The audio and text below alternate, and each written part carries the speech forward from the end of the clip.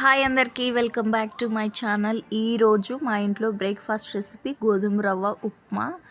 దీనికి carrot, beans, tomato, onions ఇవన్నీ వేసుకొని చేసుకుంటే టేస్ట్ చాలా బాగుంటుంది. ఫస్ట్ స్టవ్ ఆన్ చేసుకొని ఒక ప్యాన్ పెట్టుకొని అందులో 2 టేబుల్ స్పూన్ ఆయిల్ వేసుకొని ఆయిల్ హీట్ అయిన తర్వాత పోపు గింజలు వేసుకోవాలి. అవి కొంచెం చిటపటలు అన్న తర్వాతలా కొన్ని పల్లీలు వేసుకొని మంచిగా ఫ్రై చేసుకోవాలి. తర్వాత ఆనియన్స్ యాడ్ చేసుకొని అవి కొంచెం ఫ్రై అవ్వాలి. తర్వాత కరివేపాకు వేసుకొని అవి మంచిగా మిక్స్ చేసుకోవాలి. ఇప్పుడు సన్నగా కట్ చేసి పెట్టుకున్న టమాటో ముక్కల్ని కూడా యాడ్ చేసుకోవాలి.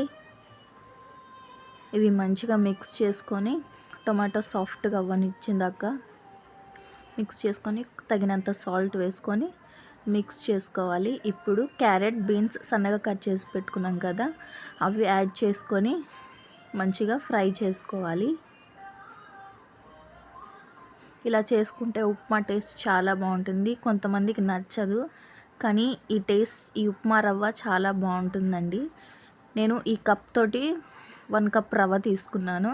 ఆ కప్ తోటి 2 కప్పులు వాటర్ని యాడ్ చేసుకొని వాటర్ మరిగిన తర్వాత అలా ఉప్మా రవ్వ వేసుకోవాలి. ఉప్మా రవ్వ మంచిగా ఉడికిన తర్వాత లాస్ట్కి ఒకసారి మిక్స్ చేసుకొని లాస్ట్కి కొత్తిమీర చల్లితే చాలా టేస్టీగా ఉంటుంది. నచ్చితే లైక్ చేసి సబ్స్క్రైబ్ చేసుకోండి. ఇంకొక రెసిపీతో మీ ముందుకు వస్తాను.